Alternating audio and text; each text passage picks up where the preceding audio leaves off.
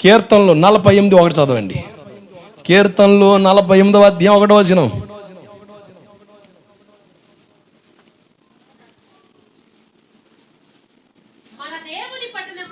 మన దేవుని పట్టణమందు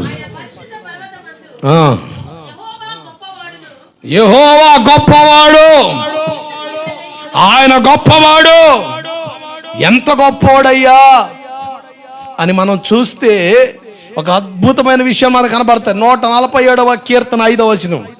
త్వరగా 147వ అధ్యాయం 5వ వచనం. ప్రభువు గొప్పవాడు, అధిక శక్తి సంపన్నుడు. 135వ అధ్యాయం 5వ వచనం. 135:5.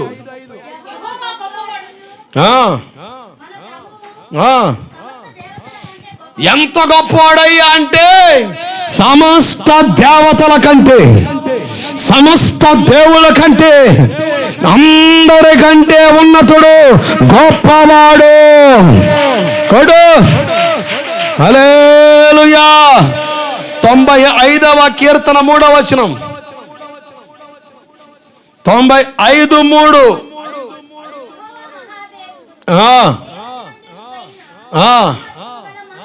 అదిగో దేవతల కంటే మహత్యము కలిగిన మహారాజు. ఆయన దేవతల కంటే ఎలా గొప్పడు అంటే అందరికంటే అధికమైన మహత్యములు, అధిక శక్తి సంపన్నుడు గల దేవుడు గనక ఆయన గొప్పోడు. హల్లెలూయా. యేసు ప్రభువు వారు సశరీరుడిగా ఈ లోకంలో ఉన్నప్పుడు అలసి ఉన్న రీతిన ఒక చోట కూర్చున్నాడు. ఎక్కడ? అలిసాడమ్మా నా అందాల రాజు, అలిసాడమ్మో నా కమనీయ రాజు. ఎక్కడ?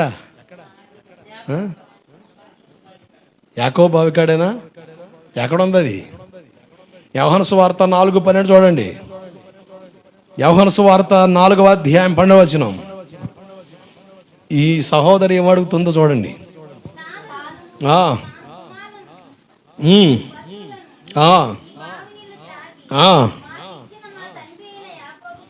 మాకిచ్చిన మా తండ్రి యాకోబు కంటే నువ్వు గొప్పోడువా?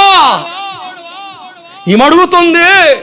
ఈరోజు మా పశువులు, మా పిల్లలు, ముసలి, ఉతక, చెల్లి, అక్క, తమ్ముడు, చుట్ట పట్ట అందరూ ఈ బావికాడికి వచ్చే నీళ్లు తోడుకొని పోతున్నాం. మా దప్పిక తీర్చడానికి మా తండ్రి అయిన యాకోబు ఈ బావి ఇచ్చాడు. నేను అడుగుతున్నాను, నేనిచ్చే నీళ్లు తాగితే దప్పికొనం అన్నావు కదా, మా పితరుడైన యాకోబు కంటే గొప్పోడువా అని ప్రశ్నించింది. యేసుప్రభు అంటే గిట్టనోళ్ళు కొంతమంది ఉన్నారు.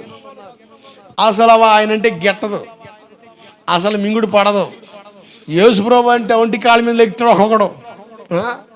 అసలు ఎన్ని మాటలు. యేసుప్రభు దెయ్యాలు పట్టినోడంట, యేసుప్రభు అంట వ్యభిచారముల పుట్టినోడంట, యేసుప్రభు అంట మతి స్థిమితం లేనోడంట, యేసుప్రభు అంట అక్రమ సంబంధాన్ని కలిగి పుట్టినవాడంట అని రకరకాలుగా నిందలు, నెపాలు, నేరాలు మోపుతున్న యూదులు కూడా ఒక మాట అడుగుతున్నారు ఆయన్ని. యోహాను సువార్త 8వ అధ్యాయం 53వ వచనం చదవండి.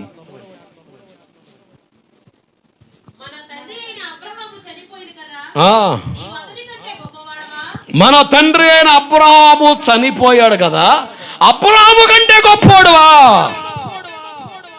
ఒక అన్యురాలు సమరయ మార్గాన, సమరయ పట్టణంలో వచ్చిన ఒక సమరయ స్త్రీ అడుగుతుంది, తండ్రి అయిన యాకోబు కంటే గొప్పోడువా అని. వీళ్ళు అడుగుతున్నారు, గిట్టనోళ్ళు, మింగుడు పడినోళ్ళు. ఆయన పేరు చెప్తే చాలు సేమల జరలు పోగుతారు, ఒంటి కాళ్ళ మీద లెక్కుతారు, ఉవ్వెత్తి ఎగిసిపడతారు, కోపం కట్లు నుంచి తెగి బయటకు వస్తుంది. యూదులు అన్నారు, అబ్రాహాము చనిపోయాడు కదా, అబ్రాహాము కంటే గొప్పోడువా అని. దేవుడికి స్తోత్రం కలుగునుగాక. వీళ్ళిద్దరు ప్రశ్నలు పక్కన పెట్టండి. ఈయనేమన్నాడు మనం ఎందాం. దేవుడికి స్తోత్రం కలుగునుగాక. మత్తయి సువార్త 12వ అధ్యాయం 6వ వచన భాగం చదవండి త్వరగా. గడిచిన వారం వివరించలేకపోయాను, ఈ వారం వివరించి ముగిస్తా. దేవాలయము కంటే గొప్పోడు, చెప్పండి, దేవాలయము కంటే గొప్పవాడు. దేవుడికి స్తోత్రం కలుగునగాక. అదే మత్తయి సువార్త 12వ అధ్యాయం 41వ వచన భాగం.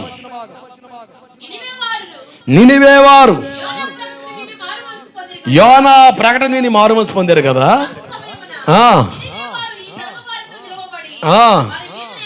నేరస్థాపన చేస్తారు. యోనా కంటే గొప్పవాడు ఇక్కడున్నాడు. హల్లెలూయా. 3 అదే మత్తయి సువార్త 12వ అధ్యాయం 42వ వచన భాగం కూడా చదవండి.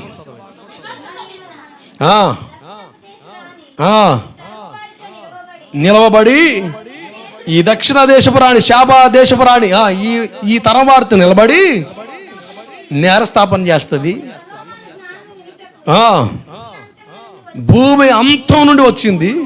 ఇదిగో సొలొమోను కంటే గొప్పవాడు ఇక్కడున్నాడు. గట్టిగా చప్పలు కొడుతూ, గట్టిగా గట్టిగా గట్టిగా హల్లెలూయా. ఆయన గొప్పవాడు. ఆయన 3 విషయాల్ని ఎత్తిపట్టి అంటాడు, యోనా కంటే గొప్పవాడు అన్నాడు, దేవాలయం కంటే గొప్పవాడు అన్నాడు, సొలొమోను కంటే గొప్పవాడు అన్నాడు. జాగ్రత్తగా మనసు పెట్టండి. మన దేవుని గొప్పతనం మనకు అర్థమైతే మనం లేనిపోని మాటలకి ప్రలోభించబడి దేవుని మీద కూడా డౌట్లు రేజ్ చేసే అవకాశాలు ఉండవు. ఆమేన్. నేను మరొకసారి చెబుతున్నాను, ప్రతి విశ్వాసికి, ప్రతి దైవజనుడికి, దేవుని పిల్లలుగా క్రైస్తవ్యాన్ని ఎరిగి కలిగి బ్రతికే వారితో ఈ లైవ్ ముఖంగా, ఈ సభాముఖంగా నీకు కూడా తెలియజేస్తున్నాను, మనకు ఒక ప్రత్యక్షత ఉండాలి. ఏముండాలి? ప్రత్యక్షత. దేని గురించి? నెంబర్ 1, నీ దేవుని గురించిన ప్రత్యక్షత ఉండాలి. ఏముండాలి? నీ దేవుడు పరిశుద్ధుడు కాడు అని ఎవడన్నా కాలదన్ని విర్రవీగి మాట్లాడితే సమాధానం నువ్వు చెప్పగలగాలి. డార్వన్ సివి కోడ్ అనే సినిమా ఒకటి రిలీజ్ అయింది. యేసు ప్రభు తర్వాత చరిత్ర అన్నట్టుగా రాశాడు. దాంట్లో యేసు ప్రభుకు పెళ్ళైనట్లు, ఎక్కడి నుంచి ప్రారంభించాడు? సిలువలో నుంచి తప్పించుకొని మారు వేషంతో పక్క దేశానికి వచ్చి అలా వస్తూ మగ్దలేని మరియని యేసు ప్రభు ప్రేమించాడంట. ఎవరిని? నేనంటానండి, మనం ఆరాధించే దేవుడి మీద లేనిపోని అపాలు మోపారే, మన మీద మోపడమంటారా? ఏమండి, మరెందుకు కూలికి పడతాం? ఓ రకనే అయ్యగారు నేను చూడకూడనే చూశారంటున్నారండి, నాలో తప్పు లేదండి. నేనంట నిజంగా తప్పు లేకపోతే ఆడవక, దేవుడికి స్తోత్రం కలుగునగాక. హల్లెలూయా.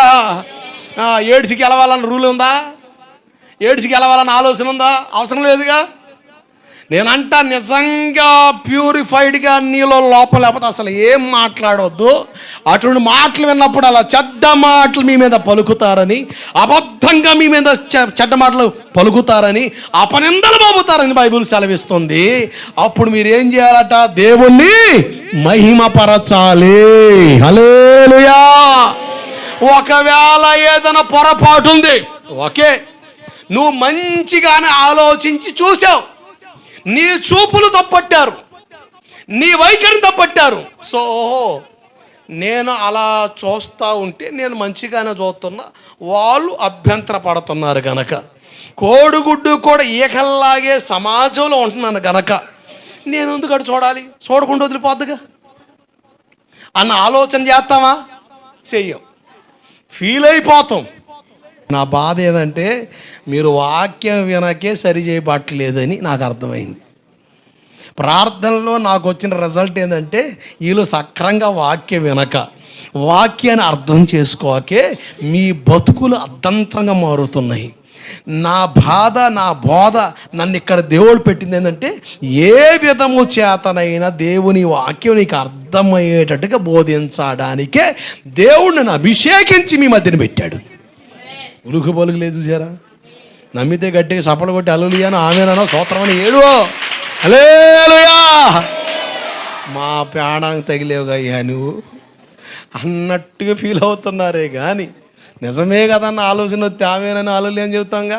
మా విన్నారా? వినాలి, దేవుని వాక్యం వినాలి. అసలు నిద్రపోకుండా వామ్మో ఈ టైంలో ఈ చెబుతున్నాడు ఎదురా నాయన అని బెదరగొట్టి మీకు ఎక్కింది నాకు పెద్ద విశేషం కాదు. కానీ వాక్యం చెప్పాలిగా నేను, వాక్యం కాకుండా ముసలమ్మొచ్చలు చెబితే నీకేం ఉపయోగం అంట? జబర్దస్త్గా ఉండాలని ఆశపడక, అర్థమైందా? నేను కదలకుండా వాక్యం చెబుతాం, మెదలకుండా వాక్యం చెబుతాం. మీరు ఎప్పుడైతే వాక్యాన్ని పటిష్టంగా నమ్మి బలపడి వింటారో అసలు ఒక్క చోట ఉండు హల్లెలూయా చెప్పుకుంటా పోతా. ఇంకంతే, మీరు వింటా ఉంటారు అంతే. ఒక్కడు నిద్రపోడు, విలేకరు లేకండి.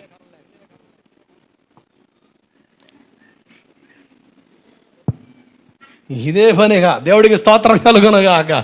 అట్టా దేవుడు మిమ్మల్ని మార్చునుగాక. గట్టి చెప్పు ఆమేన్ హల్లెలూయా. నీ అరుపు సైతాన్ గాడి గుండెల్లో రైలు పరిగెత్తాలా? ఆమేన్ అంటే అమ్మ మా పిల్ల బలి ఆమేన్ అంటుందిగా అని వాడు పక్కనే కూర్చుంటాడు. ఇక నాకు తప్పట్లే బాధ. ఏమండాలి? డార్వన్సీ కోడ్ సినిమా పాశ్చాత్య దేశాలు, అమెరికా, థాయిలాండ్ ఆ ప్రాంతంలో రిలీజ్ అయితే క్రైస్తవులు చాలామంది, ఒక 3% ఆ సినిమా చూసి యేసు ప్రభు కూడా మగ్దలేని మరి అని ప్రేమించాడంట. ఆమె ఒప్పుకోకపోతే వెళ్ళిపోయాడంట. కాశ్మీర్కి వచ్చి యోగాలు చేసి శక్తులు పొందుకొని ఎక్కడే బౌద్ధ మతస్థుల్లో కలిసి యోగా, ఈ ధ్యాస ఇవన్నీ కూడా నేర్చుకొని ఇక్కడే చనిపోతే కాశ్మీర్లోనే ఆయన సమాధి ఉందంట అన్నట్టుగా క్రియేట్ చేసి అవ్వారాలు చెబుతున్నారు కొంతమంది. నీవు వినే నీ దేవుడి కోసం నీకు సత్యం తెలియలేదనుకో, నిజమా అనిపిస్తుంది. నీకు వాస్తవం తెలిసిందనుకో, నా పరిశుద్ధ గ్రంథంలో ఉన్న నా దేవుడు సత్య దేవుడు అని నమ్ముతావు. ఆమేన్. ఒక అతను అంటాడు, యేసు ప్రభు సిలువ వేసేటప్పుడు సమయానికల్లా ఆయన శిష్యులందరూ అచ్చుకుతున్నట్టుగా వేసేలాగా ఉంటారు. అందుకనే సైనికులు అర్థం కాక తొడులు ఆడుతుంటే ఇస్కరియోతు యోధాను అడుగుతారు, యేసు ప్రభు ఎవడు చెప్పని. యోధా అంటాడు, నేను ఎవరిని ముద్దు పెడతానో ఆయనే యేసు ప్రభు అని ఇస్కరియోతు యోధా చెప్తాడు. ఆయన ముద్దు పెట్టగానే వెంటనే సైనికులు వచ్చి ఆయన బంధిస్తారు. అప్పుడు దాకా ఆ 13 మందిని చూస్తా ఎవడు యేసు ప్రభు అర్థం కాలే. అందరు కూడా జులపాలు పెంచారు, అందరు కూడా పెద్ద అంగీ చేశారు, యేసు ప్రభు లాగానే ఉన్నారు. స్వరాలు కూడా బిడా బిడా. అప్పుడు యేసు ప్రభు ఏమడుతున్నాగా, కుమారి అమ్మా అచ్చుకుతుండే యేసు ప్రభు లాగానే సౌండ్లు. ఇక జులపాలు కూడా యేసు ప్రభు లాగానే గుర్తుపట్టలేకపోయారు. వాడు అంటాడు, వాడు రాస్తాడు పుస్తకం ఏం తెలుసా, యేసు ప్రభు సిలువలో మరణించలే, ఆయన సిలువకు అప్పగించబడే టైం గెత్సెమనే తోటలో అతనికి బదులుగా మరొకడు సిలువ ఎక్కాడని ఒకడు. ఇంకొకడు అంటాడు, ఆయన సిలువ వేయబడ్డట్టుగా ఆయన అట్లా ఉన్నాడు, ఆయన్ని బయటికి తెచ్చారు, దించి సమాధులు పెడితే ఆయన లేచి వెళ్ళిపోయాడు, ఆయన చచ్చిపోలేదు అని రకరకాల పుకార్లు.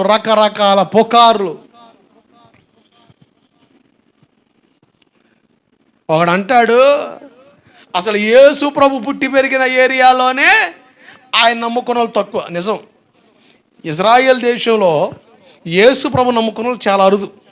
ఎంత చెప్పండి? వీళ్ళు అంటారు, మరి వీళ్ళు నమ్ముకున్న యేసు ప్రభువే నిజమైన దేవుడైతే మరి ఇజ్రాయేల్ ఎందుకు ఆయన సిలువేశారు?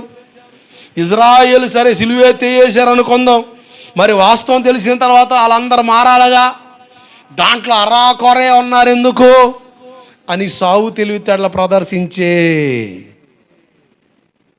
మహాజ్ఞానులకు నేను చెబుతున్న ఒక విలువైన మాట, మీరు కూడా తెలుసుకుంటే బాగుంటుందని. చూడండి, మత్తయి సువార్త, ప్రతిదానికి బైబిల్లో రెఫరెన్స్ ఉందండి. వీడు ఎట్టు పోయిన కాలుకేసి ఏలిగేసి మెడగేసిన ఎట్టేసిన తిప్పి ఆడి మూతికి అర్థం. ఎందుకంటే ప్రతిదానికి రెఫరెన్సులు బైబిల్లో ఉన్నాయి కనుక. మా బాధ ఏంటంటే మీరు ఎనరో తెలుసుకోరు. ఎవడిని వచ్చి అడిగితే నిజమా అండి, యేసు ప్రభు కూడా అందరిలాంటి దేవుడేలే అండి అనే డైలాగులు. ఆయన అందరిలాంటి దేవుడు కాదు, సమస్త దేవతల కంటే దేవుళ్ళ కంటే గొప్పవాడు. ఆమేన్. చూడండి, మత్తయి సువార్త 27వ అధ్యాయం 64వ వచనం.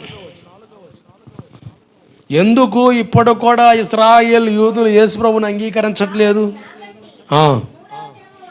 3వ దినం వరకు సమాధిని భద్రం చేయు ఆజ్ఞాపించు.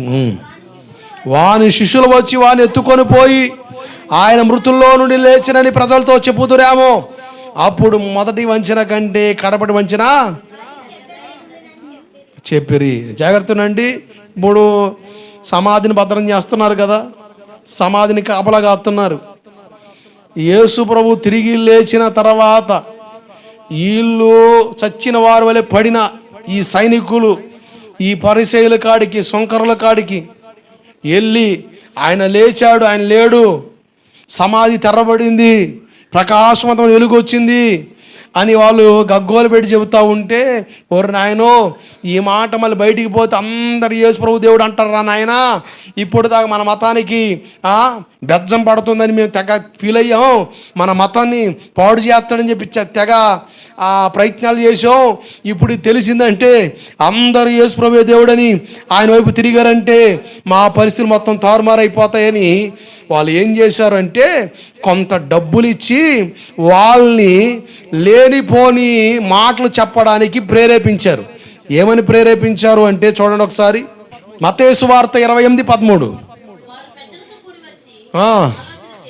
ఆలోచన చేసి 11 చదవండి. వారు వెళ్ళుచుండగా కావలి వారిలో కొందరు పట్టణంలోకి వచ్చి జరిగిన సంగతులన్నిటినీ ప్రధాన యాజకులకు చెప్పిరి.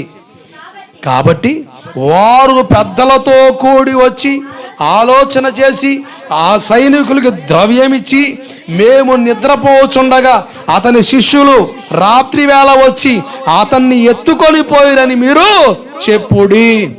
ఇది అధిపతి చెవిని పడిన ఎడల మేము అతని సమ్మతి పరిచి మీకేమి తొందర కలగకుండా చేతుమని చెప్పిరి. అప్పుడు వారు ఆ ద్రవ్యం తీసుకొని తమకు బోధింపబడిన ప్రకారం చేసిరి. ఈ మాట యూదుల్లో వ్యాపించి నేటి వరకు ప్రసిద్ధి అయి ఉన్నది. జాగ్రత్తనండి, టూరిస్ట్ ప్లేస్ యెరూషలేం టూరిస్ట్ ప్లేస్ అండి. వేల మంది ప్రజలు వెళ్తున్నారు యేసు ప్రభు తిరిగిన ప్రాంతాలు చూద్దామని. క్రైస్తవులు దానికి ప్రభుత్వాలు కూడా రాయితీలు ఇస్తున్నారు కనుక ఫ్లైట్ టికెట్ కానీ అక్కడికి వెళ్ళిన హోటల్ ఛార్జెస్ కానీ మనం కాస్త చూడగలిగితే కాస్త ప్రభుత్వం భరిస్తూ ఉంది. చాలా మట్టుకు అది పరిశుద్ధ పట్టణంగా, అది చూడదగిన ప్రాంతంగా మార్చారు.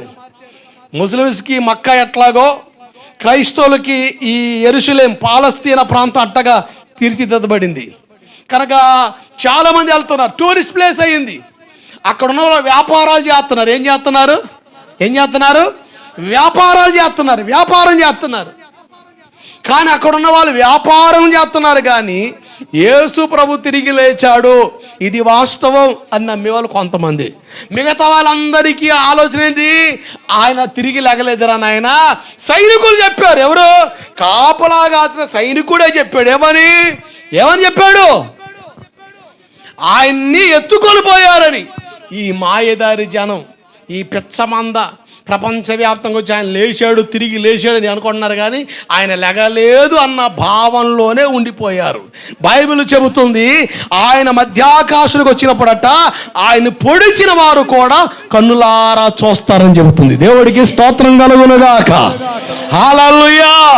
అందుకనే చాలా మంది ఈ నానుడు వలన యేసు ప్రభు దేవుడు కాదు, ఆయన తిరిగి లేగలేదు, వీళ్ళు ఒక మతాన్ని స్థాపించారు, వీళ్ళు ఒక వ్యవస్థను స్థాపించారు, దానికి మెయిన్ యేసు ప్రభు, దీన్ని స్థాపించింది నడిపించింది శిష్యులు, అపోస్తలుగా పిలబడుతున్నారు. అంతేగాని యేసు ప్రభు దేవుడు కాదు, యెహోవాయే దేవుడు. యేసు ప్రభు కూడా నేను దేవుడని ఎక్కడ కూడా చెప్పలేదు కదా అని వాళ్ళు వీరవాగులు వాగుతున్నారు. కానీ యేసు ప్రభువు వారు చాలా స్థలాల్లో నేనే దేవుడు అన్న ప్రస్తావన ఎత్తాడు. దేవుడికి స్తోత్రం కలుగునుగాక. హల్లెలూయా. దాదాపు 9 ఆధారాలు ఉన్నాయి. నేనే దేవుడని యేసు ప్రభు స్వయంగా చెప్పాడు.